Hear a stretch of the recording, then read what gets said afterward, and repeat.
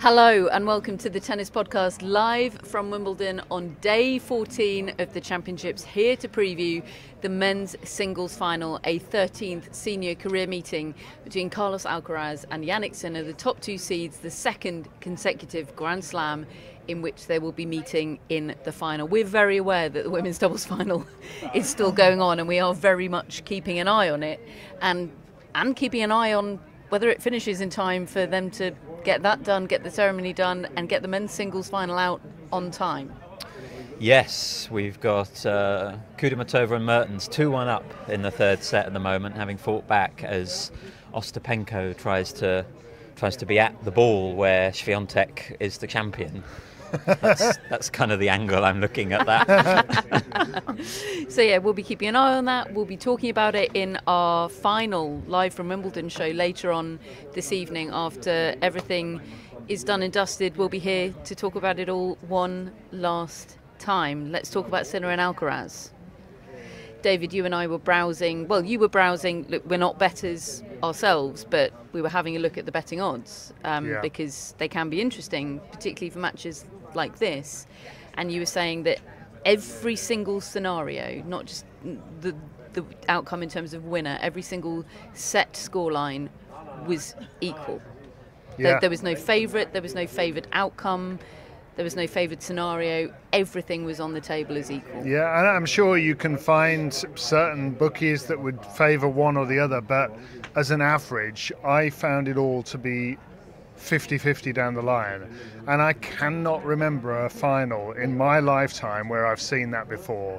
If matches between Nadal and Federer were on a clay court, Nadal was the heavy favourite. I think if it was on a grass court, Federer was the favourite. You can go down the line. I don't think I've ever seen anything quite as finely balanced as this. And in many ways that does go with how I feel about it, which is why in the middle of the night I woke up 3 times thinking about this match in sort of 1.5 hour intervals. And we have a document where we put our predictions for the newsletter, and I changed my prediction 3 times during the night. That is a recipe for catastrophe, though, because what's going to happen now is one of those scenarios that you ended up deleting will come to fruition, and you'll be annoyed, and you'll try and claim some sort of glory. Correct. I'll be annoyed. 2/3 of the Tennis Podcast will be annoyed about that scenario. Nothing can annoy Matt Roberts because he's bounced back, folks. People bounce back. Yeah, truly. It's been a pretty wild weekend, but feeling a lot better now and pumped for this final. And I don't know, I just think the scenes on the grounds here have been so interesting this morning. Like Jannik Sinner doing his practice away from everyone at Orangi Park, kind of doing a very Jannik Sinner thing, and you know, I'm sure that's absolutely as he planned it. Whereas when I arrived, court 14, which is just very close to us here, the scenes were absolutely wild as everyone was trying to catch a glimpse of Carlos Alcaraz practicing on one of the outside courts, which people with a ticket today can watch. And you know, there were so many people on the court and so many people around the court, and I just kind of thought like both of those players kind of in their element there, having Wimbledon final morning as they would wish to have it. And yeah, the buzz around Carlos Alcaraz is just quite something. It was, you know, like he was, you know, the sort of prince of Wimbledon walking through the grounds, everyone trying to catch a glimpse. It was amazing. That's everyone being entirely on brand. Totally. Isn't it? Yeah. And incredible for some grounds pass holders that have come in today just to sit on the hill and get a sense of the atmosphere, that they'll have got to see Carlos Alcaraz warming up sort of metres away from him before the match is pretty amazing. And it took me back, actually, because my first ever experience coming to Wimbledon, I actually came on women's finals day, but one of the things I remember most was seeing Nadal and Federer practice on the outside courts. Mediterranean mat. Yeah, sneaking to the front with my disposable camera, taking some truly awful photos. In your 3/4 length shorts. Yeah. Oh. But you know, some of my favourite memories, you know, Yeah. is just watching them practice, because you get up so close and have that really sort of personal experience before their big day. It's really special. Do those odds shock you? I mean, they shocked me. We have Jannik Sinner that's never reached a Wimbledon final before. We have Carlos Alcaraz, that's the 2-time defending champion, and has had the better of their head-to-head over quite a substantial period now. I give Jannik Sinner a really good chance today. I don't think Carlos Alcaraz is an overwhelming favourite, but it really surprises me that they're being put on a level playing field, given that. I am a bit surprised because I probably would have Alcaraz as the favourite going in, and yet I'm leaning Sinner. So maybe... Why? Well, look, I think the last 5 matches that Alcaraz has won against Sinner is a little bit misleading in terms of the rivalry and in terms of what it means for today as well. Because if you think, a lot of those matches have been on slower surfaces, 2 at Roland Garros, 1 at Rome and 1 at Indian Wells in that 5. And I think at this stage of their career, those sort of slower surfaces are going to favour Alcaraz a little bit more, which is interesting because I do think grass is a great surface for Alcaraz, as we've seen. He's won Queens and he's won Wimbledon a couple of times. Like he's great on grass, but I just think the faster surface might help Sinner in their matchup today. I just think if we go back to what the rivalry used to look like before Alcaraz turned it on its head, we so often would talk about Sinner being able to rush Alcaraz and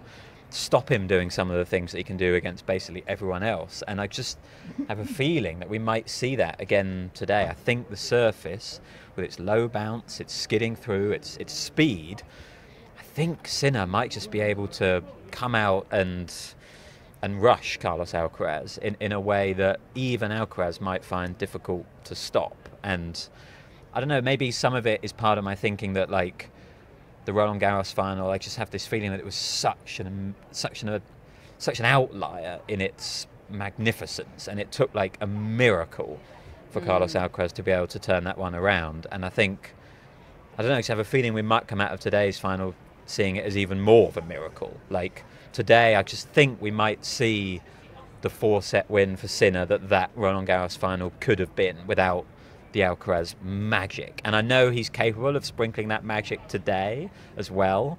And Sinner coming off the sort of psychological impact of Roland Garros is going to be a part of this. But I don't know, I'm just leaning Sinner, which is just a strange feeling to have because I normally lean Alcaraz on these occasions. David and I, of course, watched highlights of the French Open final last night. We had such a good time. While you were fast asleep, Matt. In fact, we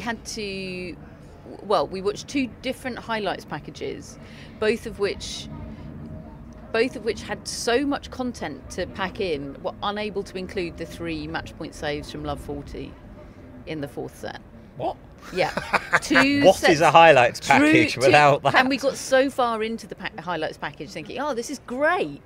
And then got to the point of the Love 40 saves and they skipped through them and suddenly we're, what are these trash highlights? So in the end we had to go to the full match replay. Should have just started there. And fast forward to the Love 40 saves. Yeah, it was a good time. We had the best time. As I think when we were watching the match live, we just found ourselves just laughing at the ridiculousness of what they were both doing, and particularly what Alcaraz did at the end, when he just started to play silly tennis and pull it off. Yeah. And that's the high wire act I think you're referencing, because how many times can you pull off a high wire act like that with no safety net and expect to come away with the win? I mean, I find the odds confusing because of their record and because of what Alcaraz has done here the last 2 years. I expected Alcaraz to be seen as the favourite, but I'm also going in thinking Sinner's going to win. And I was when I was changing my mind in the middle of the night, I started with Sinner in 4 sets, and that was off the back of, the record is 8-4 Alcaraz. In the middle of the night, I watched Alcaraz Sinner highlights from Wimbledon here 3 years ago, and it was that rushing, that handcuffing that Sinner did to Alcaraz that stayed with me. Now I realise it's a very different Alcaraz now, and also the serve that he's got. If he lands the serve the way he did against Fritz, he may be able to just sort of coast through some games without any dramas, and that's, I think, probably what he's going to need to do to win this, certainly to win it inside the distance, so to speak. But then when you actually drill down into the head-to-head of 8-4, I counted all the sets up. It's 22-17 in the favour of Alcaraz for sets won. But if you actually look at the sets that were one-sided, and by that I mean ones that were 6-1 or 6-2, Sinner has won 7 like that, and Alcaraz has only won 2. Mm. I mean, that sums them each up, though, doesn't it? Yeah. I mean, Sinner does a lot more efficient winning than Carlos Alcaraz does. And I said to you last night, I said a couple of days ago, that at some point I think Alcaraz may just be a bit off and might just get really quite comprehensively beaten. And I've been talked out of straight sets by Charlie Eccleshare last night, really. Charlie Eccleshare has been the OG Alcaraz isn't going to win Wimbledon guy. Yeah. Listen, I went back to Alcaraz in 5 in the middle of the night in my second wake up. What a journey. Because I just thought, but it's Alcaraz in a Grand Slam final, like Swiatek yesterday. He's never lost one. And if it goes the distance, who are we back in? 14 wins and 1 defeat in 5 sets. I just think he's going to find himself behind and not be able to quite get it back this time. I'm with you on your overall take of one of these days Alcaraz is going to have a bit of a no-show in a final, or he's going to show up late in a final and he's not going to have the time and space to get back into it, and Sinner's going to take him down in 3. I'm really with you on that. I'm just intrigued about why you think there's a good chance that'll be today. I just don't really haven't, other than the general risk that any day of the year could be that day for Alcaraz because of Bertik van der Zandschulp. It is obligatory that we mention Bertik, or that I mention Bertik in any conversation about Carlos Alcaraz. Other than that general situation with Alcaraz, I don't quite see the evidence that it will specifically be today. Yeah, I get that point, and I think it's more logical that it would come at the US Open or the Australian Open, a hard court where Sinner's won those Grand Slams more recently, and in the Australian Open's case, he's won the last 2, and Alcaraz hasn't won any. But it does feel like it's playing really quickly, and it's darting through. I don't see many bad bounces happening out there. I think that the returns of serve, unless Alcaraz serves lights out, are going to be coming back at him hard down the line a lot. And I think he might get a bit rattled by that. If Sinner wins today, David, are you going to claim this as a Grigor Dimitrov honorary Wimbledon title? No, but now you mention it. Is that where your mind was going at 2:00 in the morning? And actually, if I'm Carlos Alcaraz, I'm watching the highlights of that and looking at what Dimitrov did to Sinner, and the net rushing, the slice backhand was all extremely effective. And I think Alcaraz can do that. He's maybe not quite as natural on the slice as Dimitrov is, but he's got a good slice backhand. He's got good touch. I think that is the sort of game style. It's just a question of, as great as Dimitrov was, I do think Sinner was pretty hampered that night by the elbow. If not physically, then at least mentally. I think it distracted him for the match. I think it was a factor. I'm hoping that it's not a factor today. We've obviously seen 2 matches since then in which it hasn't been. So my fears about that have been dampened as the rounds have gone on. But look, it's so hard to call because there's things on both sides that they've got over the other. And the sort of natural grass court game, Alcaraz. If it goes long and gets into a 5th set, Alcaraz.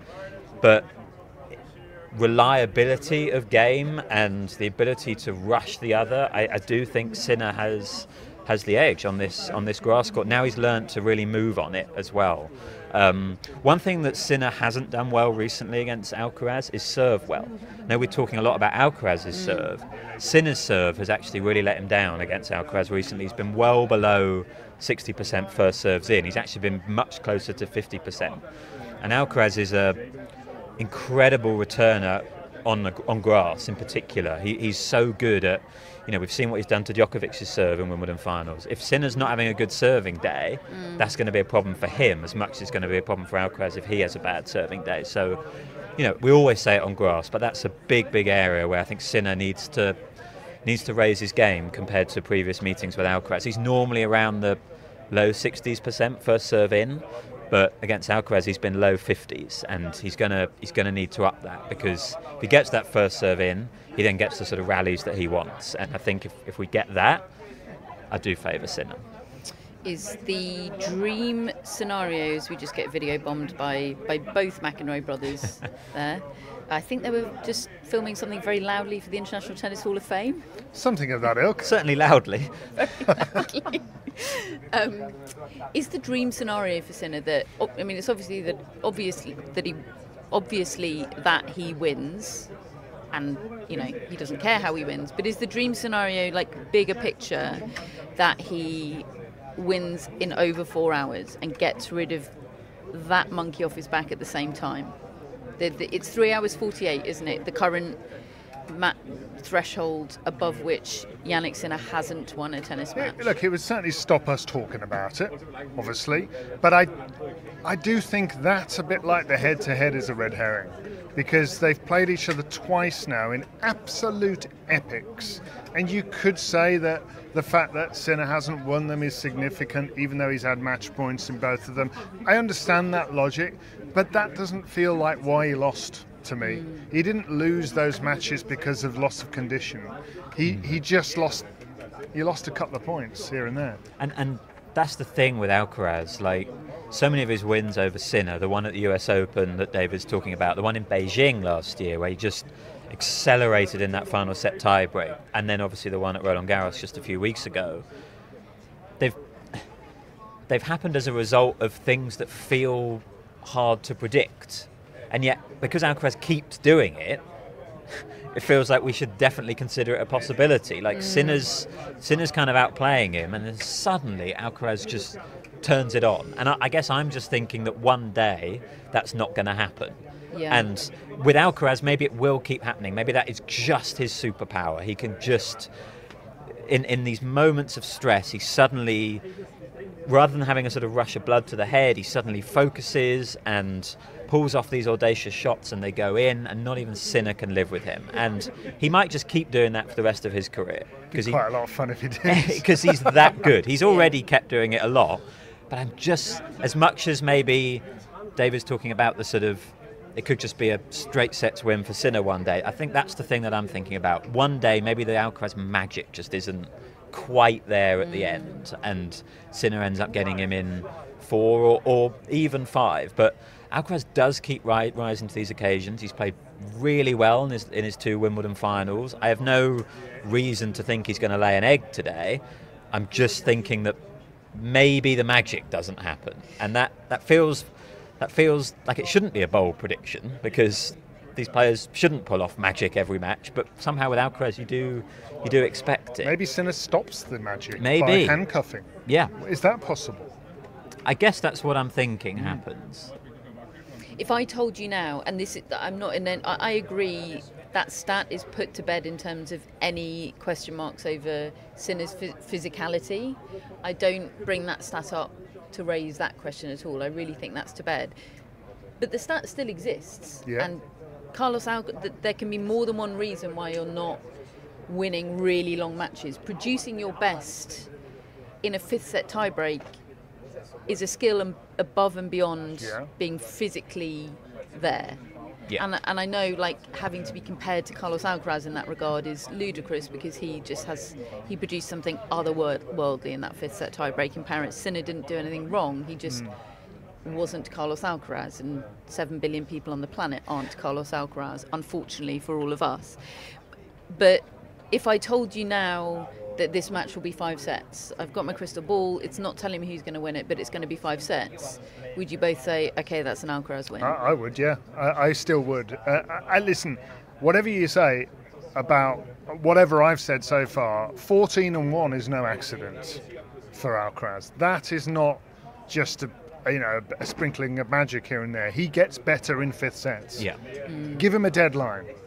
he gets better. Yeah. Give him, I don't know, his physicality's there now that he's got over the cramping issues that he used to have. So, yeah, I do think that. I do think if it's 2 sets all, I'd be back in Alcaraz. If it's indoors, in a fifth set. Big point. A night session match. It would become a night session indoors. Grumpy Matt Roberts. If it's indoors. That would be fascinating, wouldn't it? A 5th set match between these two with their records over 5 sets, but indoors, under the lights, night session that Alcaraz doesn't like playing. Fascinating. What do you think? I think Alcaraz is going to win. He's won here twice. I've never seen a tennis player with more capability. As I've said, I don't think Jannik Sinner has a Carlos Alcaraz problem in that there's any issue in the matchup, or that he's not going to get him eventually, probably sometime soon. But I do think he has an issue. He has the same issue, as brilliant as he is, that everybody else in the world has, in that when Alcaraz is his best, he is the best. I think. Yeah. I just think that is the case. The question is, how close to Alcaraz's best is he today? If he served but Alcaraz, that's a very interesting element, because I've not been able to come up with too many scenarios where I think Alcaraz beats Sinner comfortably, but then when you think about that serve, if that's just sending him through service games straightforwardly, then I start to think what he did to Djokovic a year ago. A lot of things coming up in the chat here, and if you do have a specific question for us, pop it in the chat, and I'm keeping an eye on it here. I mean, just the commentary in itself is really fascinating. A lot of people saying, I want it to be a brilliant match, but I don't want it to be 5 hours. Like, do you want it to be 5 hours? Have we had our 5-hour fun with Sinner and Alcaraz? If it was like it was in Paris, I'd love it. Because I wouldn't say no if it's going to be like that again. It's one of the best experiences Matt's had like 14 hours sleep, so he's bring it on. So ready. Do you remember the 5-set match they had in Paris the year before, which was really not very good? I mean, I was not that engrossed in that. They never played well at the same time in that, did they? No, and they both had physical issues, didn't they? I think they were both cramping at various points in that match. Honestly, I stand by. Alcaraz did not play that well at the French Open last year and still managed to win it. This year's French Open, amazing. Different story. The only thing for me, and I'm a broken record, but if it is 5 hours, I think we're likely finishing under the roof. And you don't want that? I don't really want that, no. I'd like the match to start and finish in the same conditions. I think it would be a shame. I don't want a roof to determine the outcome of this match. No.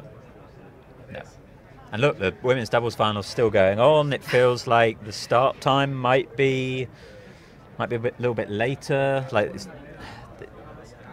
the window they've got to play with before the roof is getting smaller and smaller, I think.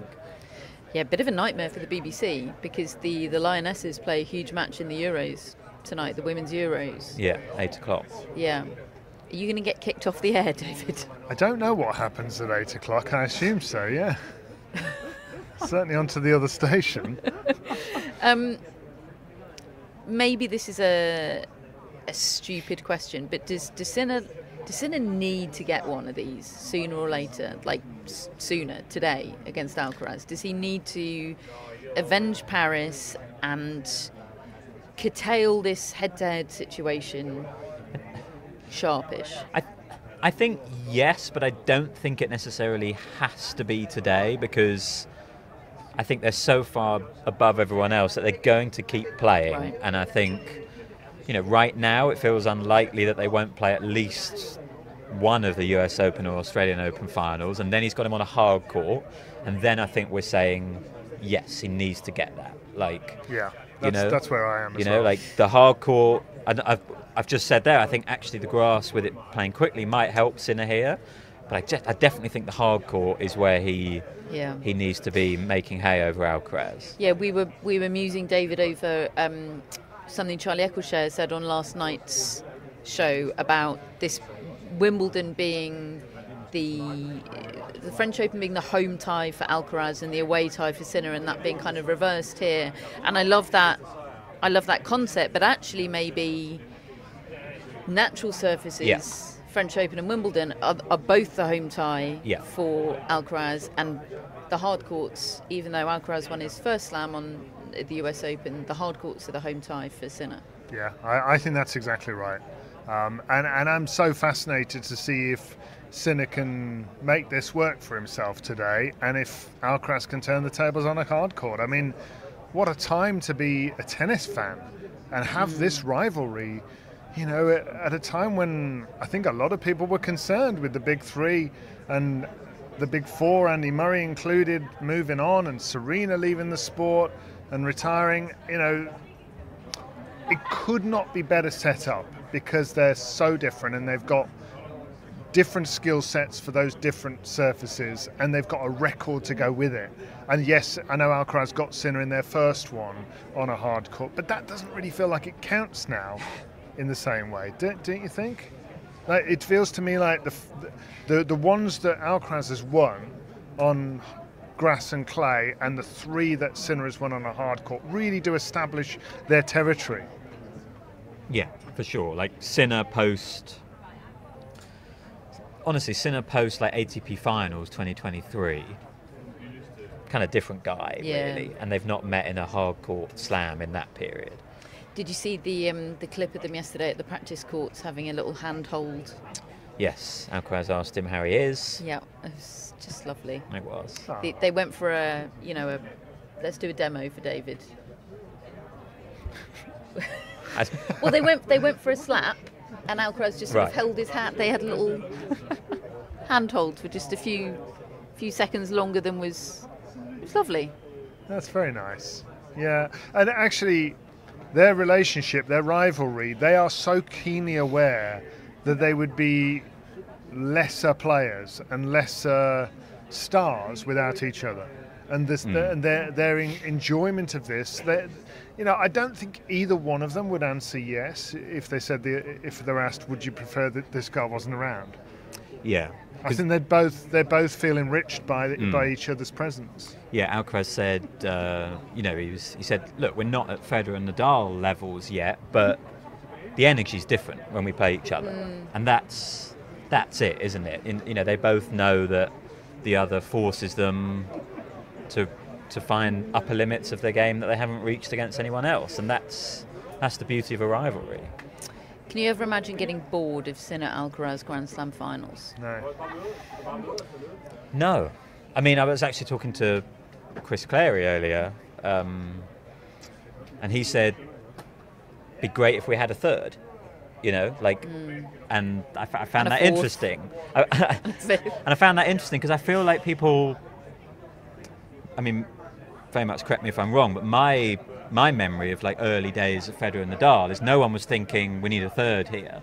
But then when Djokovic entered the fray, obviously it took a bit of time, but ultimately it made that so much more interesting. And I think now we've had that experience of there being three, we're kind of conditioned to it, and it's kind of like people are searching for a third and who it could be. But Sinner Alcaraz is also just great on its own, and I feel like we haven't, because of what we just said about them not meeting on a hard court at the Slam in a while, we haven't really, we're still so new to this. It's still only their second Grand Slam final. I know it's just coming off the back of another one, but 6 weeks ago they'd never met in a Grand Slam final, and so we should, we should absolutely savour what I still think are the early days of this rivalry. I think if one of them started to one-sidedly win them all, then I would get bored of them. But I don't think that that's going to happen. No. Kudermetova and Mertens have just won the doubles, which is what I'm slightly distracted by. I'm just looking out for Ostapenko facial expressions in defeat. That's mostly what I'm here for at this point. Incredible women's doubles final. I think they should just about be okay to start the men's on time now. They've got a ceremony. They might get the mic. They might get music played over their speeches like at the Oscars. Hurry it up, we're on a deadline here. No one should cut off a Sue Wei-Shea speech. Absolutely not. Yes, very good point. What's the better story? We were talking about this, weren't we? I kind of think a Sinner win is fascinating. And David made the point, if Sinner wins, he may well then go on and win the US Open and the Australian Open, because we've got sort of 9 months of hard courts coming up, and suddenly we're looking at sort of like total dominance. But I just think Sinner winning Wimbledon would be a bit of a surprise, like this early. Like for me, not as much of a surprise as Swiatek winning it. But just like getting a win over Alcaraz, as we've said, I don't see it as a big match-up problem, but it's undeniable that he's not been able to get over the line. And if it were to go 6 in a row for Alcaraz over Sinner, and Alcaraz were to win Wimbledon for the 3rd time in a row, that feels like the narrative staying fairly similar, Whereas I think a Sinner win is changing the narrative a bit more, and that's really interesting to me. I think that they're both equally good stories, because the thought of a player doing the double-double twice in a row, to me, is just extraordinary. And Borg, the last guy to do it. Yeah, I find that amazing as an idea. And I also think then you go onto the hard courts and you see if Alcaraz can make any impact on him, on his turf, on his territory. One of the things is my sort of family WhatsApp group. There's 10 of them in there with my nieces and my sister, and suddenly my sister just asked, who's pulling for who in the Sinner Alcaraz match? I've never heard her ask a question about tennis before, like unprompted. She likes Wimbledon, but that gave a measure of the interest. And it was 10 people, and it was 5 and 5 in terms of people that they wanted to win. And I think I think most people like both players. Yes, you might prefer one over the other, but I think that they are really popular, these two guys. They're very respectful fandoms, aren't they? There's no anti towards the... No, it's not aggro-y, and I don't think it's any worse for that. I think it's genuinely cool, all of it. How do you think the crowd will go today? Very much Alcaraz. Right. I think he's... Not like the Law WhatsApp group. I think he's done it twice here, and the manner in which he's done it, people have loved. It's not to say Sinner will have his fans for sure, but I think people here, over and above every other country that we go to, I think people love Alcaraz here. That's my sense. What do you think? I think the same. I go back to those scenes I talked about earlier. Like that was like Federer levels of adoration. I think that's what we're getting. And also his tennis is just so like it draws you in, doesn't it? And he's going to be smiling after his drop shot winners and getting the crowd involved. Like the crowd just go with Alcaraz, but I think ultimately they'll want a match. I think if either one of them pulls ahead, it's not so strongly in favour of the one that they'll just want a straight sets route. No, I think they'll want the comeback. They'll want the close match. Have you looked at the Royal Box list, David? Yes. Can you give us any Yes, I have. teasers for that? Yeah. There's a lot of big former players in there. Stefan Edberg is here. Richard Krajicek, who we had a little chat with just now. Stan Smith. Yes, there's loads of. There's Jan Kodesh, who is the 1973 champion here. Leighton Hewitt. Yeah. No, there's a lot of. Any stars of stage and screen, David? Yes, Matthew McConaughey is here. Yeah. Paul Mescal and Andrew Scott. Together? Yeah. Yep. That's a vibe. They were at the Eras Tour gig that I went to. Possibly only people there having a better time than me. There were a lot of other stars that you would recognise that said actor next to them, who I know you would think were a big deal, who I didn't really recognise. Okay. But I've heard you mention. You did well with Matthew McConaughey. Yeah, there are a couple more. I mean, just off the top of my head now, I've forgotten a lot of the players. I think Martina Navratilova and Chrissy Evert are both in the box, I think. Together? I don't know. I think I saw that. I'm pretty sure I saw Evert. Chrissy Evert is there with John Evert, actually. Oh. Yeah. Lovely. That I do remember. So maybe not Martin, and perhaps she's Nicole she's Kidman. This is from the chat, so unverified, but sounds plausible. Right. Sure. If she's going to be anyway, I feel like it'd be the Royal Box. Right, I want big predictions, and then we're going to get this show off the road and go and watch. Yeah, I will go Sinner in 4. I think the way Charlie put it yesterday is exactly how I could see it unfolding, with Sinner taking an early lead, Alcaraz making you think the miracle is about to happen again to get a set, and then probably a close fourth and Sinner edging it. But it could easily not be that. I don't feel strongly about it. Yeah, I have Sinner in 4 as well, but bring it on. Like, don't feel strongly. Tom Cruise is here. Like, of course Tom Cruise is here. That's what I've just learned from the chat. And David Beckham. Again, of course David Beckham's here. Mysterious how they keep getting tickets in the ballot, isn't it? luckiest cats in town.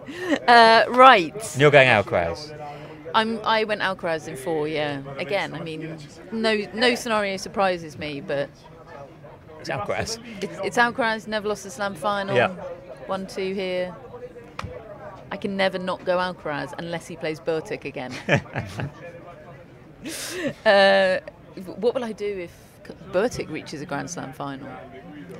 Cross that bridge when we come to it is the answer there. Probably afford to. Folks, we will be back with one last tennis podcast live from Wimbledon at the end of it all later on today. Say it ain't so. Whatever happens, we will be here, exact time TBC, probably in about 5.5 hours time, if the French Open is anything to go by. But subscribe to our channel and you'll get an alert when we're going live. We'll also, of course, put it on our Instagram, and we'll send out a newsletter alert as well. So if you want to subscribe to our newsletter, then you can get an alert when we're going live that way. Can't wait. Whatever we're talking about, whatever the story is, we can't wait. It's going to be great. Thank you so much for joining us for our preview. Enjoy the men's singles final of Wimbledon 2025, and we'll speak to you later.